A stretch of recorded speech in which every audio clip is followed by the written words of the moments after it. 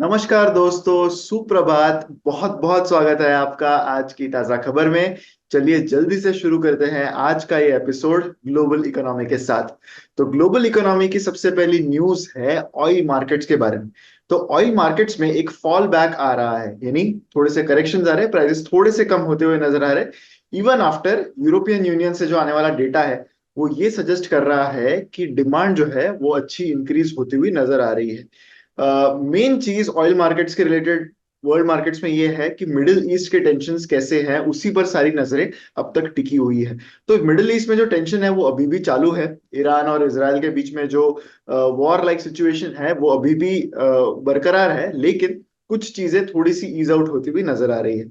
कल जो भी ऑयल मार्केट्स में दिखता हुआ नजर आया, जो भी प्राइस का करेक्शन दिखा, उससे यही नजर आ रहा है कि थोड़े से ईजिंग टेंशन करंटली नजर आ रहे हैं, जिस वजह से जो ट्रेडर्स है ब्रेंट क्रूड रिलेटेड कमोडिटीज में, तो उन्होंने जो रिस्क प्रीमियम है उसको थोड़ा सा कम कर दिया है इन द क्रूड मार्केट्स, यानी थोड़ा सा करेक्शन आ गया है in the Brent crude prices. Iran ने थोड़ा सा इंडिकेशन ये दिया है कि they do not plan to retaliate against Israel, यानी उनका वापस कोई हमला करने का करंटली कोई नजरिया नहीं है ऑन इसराइल। एंड उन्होंने जो इम्पैक्ट है स्ट्राइक का बाय इसराइल वो भी डाउन प्ले किया है, यानी जो भी इसराइल ने किया है इन ईरान उसके बारे में ईरान इज सेइंग दैट उससे कुछ ज्यादा डैमेजेस हुए नहीं है। This is basically the things that are going on. Although public में कितनी इंफॉर्मेशन अवेलेबल है एंड कितनी ट्रू है, that remains a question, that remains a question mark. तो क्रूड प्राइसेस की अगर हम बात करें तो ब्रीफली थोड़े से बढ़ते हुए नजर आ रहा है। जब जब यूरोपियन जो सेशन था वहां से एक्टिविटी डेटा जो आया उससे ये दिखा कि जो इकोनॉमिक आउटलुक है for the eurozone region, that is quite good. In fact जो डेटा दिखा उसमें ये नजर आया है कि पिछले एक साल में ये जो पिछले महीने का जो डेटा आया है, that has been the most robust in the last 1 year for the eurozone area. तो जब भी यूरोजोन एरिया या फिर किसी भी दुनिया के रीजन से अगर अच्छे ग्रोथ के संकेत आने लगे, तो इसका मतलब ये है कि that puts up upward pressure on the prices, because oil prices are simple demand and supply. जब डिमांड बढ़ती है किसी भी चीज के, इकोनॉमिक एक्टिविटी अगर अच्छी होगी तो ऑयल का यूज ऑब्वियसली होने ही वाला है, एंड इस वजह से प्राइसेस बढ़ते हैं। तो उस वजह से थोड़े से बढ़ते हुए नजर आ रहे हैं, बट मोर और लेस जो मिडिल ईस्ट में टेंशन है उसी से सारी ऑयल प्राइसेस करंटली डिक्टेट हो रहे हैं। एंड पिछले एक हफ्ते में थोड़े से वो ईज आउट होते हुए नजर आ रहे हैं। अब बढ़ते हैं इंडियन इकोनॉमी की ओर, जहां पर सबसे पहली न्यूज है about the data from RBI bulletin. तो आरबीआई ने एक बुलेटिन जारी किया जहां पर उन्होंने ये कहा है कि इंडिया अभी भी इन्फ्लेशन के रिस्क पे है, specially from extreme weather and geopolitical issues.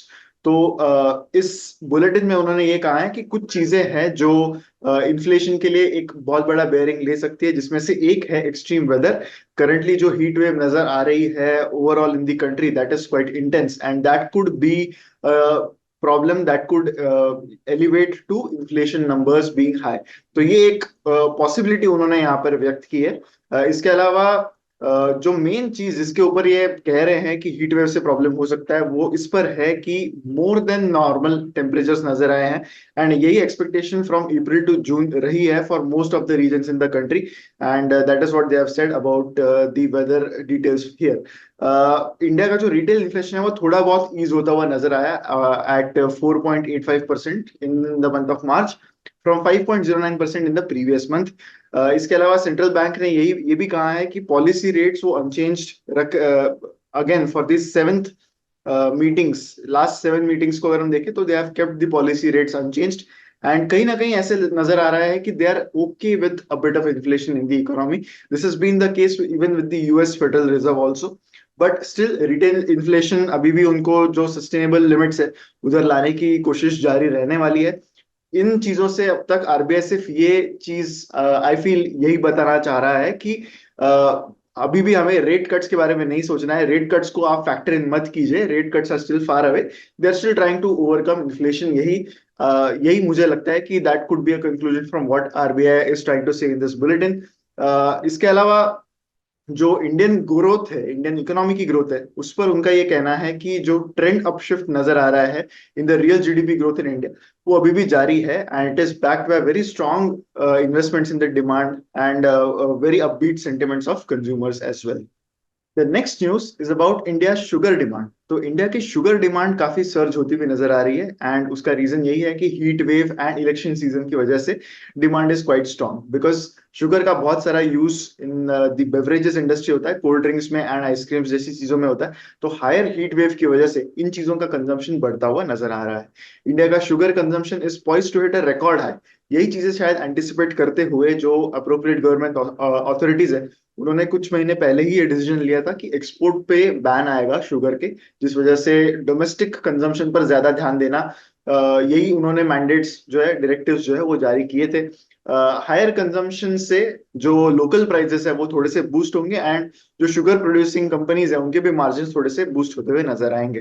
Government ने एक हायर कोटा जो है वो एलोकेट किया है for in the month of April compare to the last year, जिस वजह से but still the prices are actually rising because of very robust demand, and इस वजह से bulk of the sugar pricing जो है वो इसी पर डिपेंड कर रहा है कि डिमांड कितनी स्ट्रांग है, and according to the different local pockets हर जगह पर शुगर प्राइसेस थोड़े से बढ़ते हुए करंटली नजर आ रहे हैं। अब बढ़ते हैं कुछ स्टॉक वाइज अपडेट्स की ओर, जहां पर कुछ इंपॉर्टेंट रिजल्ट्स की हम बात करेंगे जो कल डिक्लेयर हुए, जिसमें दो टाटा ग्रुप के कंपनीज भी है। सबसे पहले we are going to talk about Tata consumer products, जिनके Q4 रिजल्ट्स कल डिक्लेयर हुए। नेट प्रॉफिट जो है कंपनी का वो गिरता हुआ नजर आया बाय 19%। उसके रीजन हम जानेंगे, बिकॉज बाकी सारी चीजें काफी पॉजिटिव रही है कंपनी के लिए ओवरऑल। अगर हम ब्रॉडर लेवल पर देखें तो जो नेट प्रॉफिट की फिगर है कंपनी के लिए वो 217 करोड़ को आई है। रेवेन्यू इंक्रीज हुआ है कंपनी का by 8.5% in this Q4 quarter. EBITDA margin जो है कंपनी का that is also up by 190 basis points, यानी 1.9% से वो बढ़ता हुआ नजर आ रहा है। EBITDA मार्जिन 16% है। तो रेवेन्यू बढ़ रहा है, मार्जिन बढ़ रहा है, लेकिन प्रॉफिट क्यों गिरा? उसका रीजन ये है कि PAT D growth is mainly because of an exceptional item. तो कंपनी के कुछ जॉइंट वेंचर्स है, जेवीज है, जो आपके पैट फिगर में फैक्टर इन होते हैं, लेकिन जो बाकी लाइन आइटम्स है लाइक रेवेन्यू एंड एबिटडा उसमें वो फैक्टर इन नहीं होते। तो उनके एडवर्स परफॉर्मेंस की वजह से कंपनी का पैट जो है वो डी ग्रो हुआ है। अगर बिजनेस वाइज बात करें तो इंडिया का जो पैकेज्ड बेवरेज बिजनेस है उसमें 2% की रेवेन्यू ग्रोथ दिखी है। कंपनी अभी भी मार्केट लीडरशिप रिटेन करती हुई नजर आ रही है in the T segment in the e commerce channel. इसके अलावा कॉफी का भी उनका काफी स्ट्रॉन्ग परफॉर्मेंस नजर आ रहा है with revenue growth of 45% for the quarter.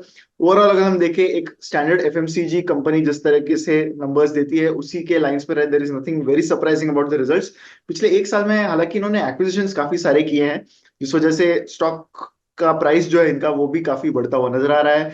For this quarter international business का जो रेवेन्यू है वो 7% से ग्रो हुआ है, which is actually 5% growth as per constant currency terms. So all these numbers are in line with the numbers जो हम किसी भी FMCG कंपनी के लिए एक्सपेक्ट करते हैं।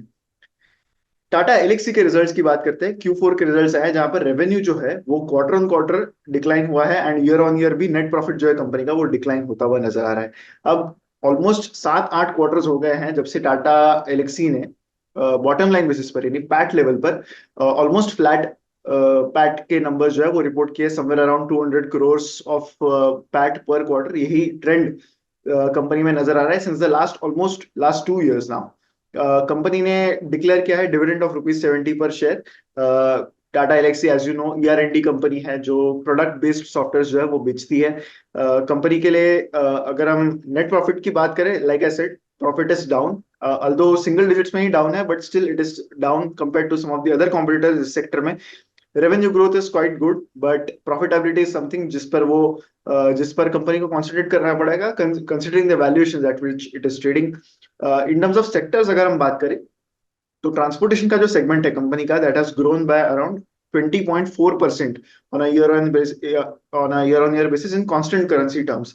इसके अलावा इस सेगमेंट में कंपनी को कुछ लार्ज डील्स भी मिले, एंड एक सस्टेन ट्रैक्शन उनको नजर आ रहा है in software defined vehicles. Health care and media and communication का जो सेगमेंट है वहां पर भी अच्छी खासी ग्रोथ दिखी है। हालांकि पिछले कुछ क्वार्टर्स में नंबर्स बेटर थे, इस क्वार्टर्स में 7.6% की ग्रोथ है, एंड 2.6% की ग्रोथ है उनकी मीडिया एंड कम्युनिकेशंस के डिवीजन में। The next news is about ICICI Pru Life के Q4 रिजल्ट, जहां पर नेट प्रॉफिट जो है कंपनी का that has fallen by 26% to 174 crore. Net premium income की अगर बात करें तो वो 17% से बढ़ता हुआ नजर आ रहा है to ₹14,788 crore. Annual premium equivalent APE जिसे कहते हैं लाइफ इंश्योरेंस में एक कॉमन टर्म है, तो इसमें जो कंपनी का जो ईपी है that has gone up by 9.5% on a year on year basis. ये एक मेट्रिक है जिससे न्यू बिजनेस की जो सेल्स ग्रोथ है वो मेजर होती है। वैल्यू ऑफ न्यू बिजनेस वीएनबी जो है that is down by 26.5%, and it is at 776 crores for Q4 of FY24। VNB जो है that is also an important measure जहाँ पर profit margin of new business जो है that has been written by the life insurance company वो यहाँ पर नजर आता है। हालांकि ईयर ऑन ईयर बेसिस पर VNB जो है वो कम होना ही था, बिकॉज पिछले ईयर ऑन ईयर क्वार्टर में जो टैक्स रिलेटेड अमेंडमेंट थी रिगार्डिंग यूलिप्स एंड जो टैक्सेशन रिलेटेड अमेंडमेंट थी, जो उस वजह से बहुत सारे insurance companies had a very good Q4 of FY23, and that is one reason why base quarter being high is having a bearing on some of the life insurance companies। आज कुछ important results हैं जिनको हम track करने वाले हैं। That includes LTI Mindtree, Syngene, Axis Bank, Indian Hotels and HUL। So that was it for today's news. Believe it और not के सेक्शन पर क्विकली हम यहाँ पर बढ़ते हैं। यहाँ पर एक बहुत ही इंटरेस्टिंग चीज मैं आपके साथ शेयर करने वाला हूँ इन दिस बिलीव इट और नॉट सेक्शन। तो हम बात करने वाले हैं वियतनाम की। तो वियतनाम जो कंट्री है वहां पर एक फ्रॉड की केस इस grabbing a lot of I balls recently. बहुत जानी मानी केस ये बन गई है जहां पर एक रियल एस्टेट की जो एग्जीक्यूटिव है she has been sentenced to death for a role in Vietnam's largest ever fraud trial. Now this is a big thing because white collar crimes के लिए डेथ सेंटेंस मिलना इट्स क्वाइट रेयर। लेकिन जो amount of fraud यहाँ पर allegations डाले गए हैं on this woman, that's quite that's quite mind boggling. जो प्रोसिक्यूटर्स है उनका ये कहना है कि ओवर द लास्ट 10 years ये जो लेडी है she has embezzled $12.5 billion। That comes out to around 3% of Vietnam's entire GDP. जो फ्रॉड का साइज है that is almost 3% of the entire GDP of Vietnam. These are the levels of fraud जिसका acquisition इस लेडी के against है।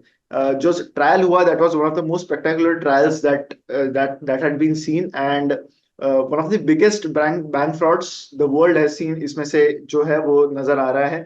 काफी like I said काफी रेयर वर्डिक्ट है बिकॉज व्हाइट कॉलर क्राइम्स के लिए ऐसी डेथ सेंटेंस मिलना it's quite rare. But Vietnam जैसी कंट्रीज में ये ऐसी चीजें जो पास्ट में भी हो चुकी है।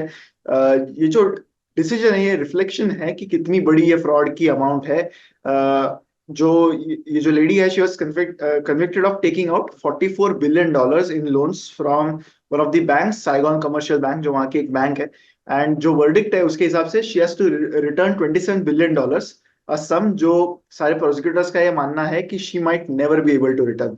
हालांकि उनका ये कहना है कि डेथ पेनल्टी जो है जो कोर्ट ने यहाँ पर दी है वो एक अटेम्प्ट है कोर्ट का कि उसमें से कुछ अमाउंट वो यहाँ पर रिकवर करने की कोशिश की जा सके। Almost 2700 people have been summoned to testify against her in the courts। 10 state prosecutors involved रहे, 200 लॉयर्स इन्वॉल्व रहे। इनफैक्ट इस केस का जो एविडेंस था that was in 104 boxes weighing a total of 6 tons of just evidence against this woman, जिसका trial यहाँ पर Vietnam के कोर्ट में चला था। So such a huge amount of fraud and almost 3% of country's GDP. इसलिए मैंने चाहा कि इसको मैं आपके साथ शेयर करूं इन टुडेज बिलीव इट और नॉट। आज का ये एपिसोड यहीं पर खत्म होता है। वीडियो को लाइक करना, कमेंट करना एंड शेयर करना मत भूलिए। चैनल को भी सब्सक्राइब करना मत भूलिए। मिलते हैं हम अगले वीडियो में। Thank you so much.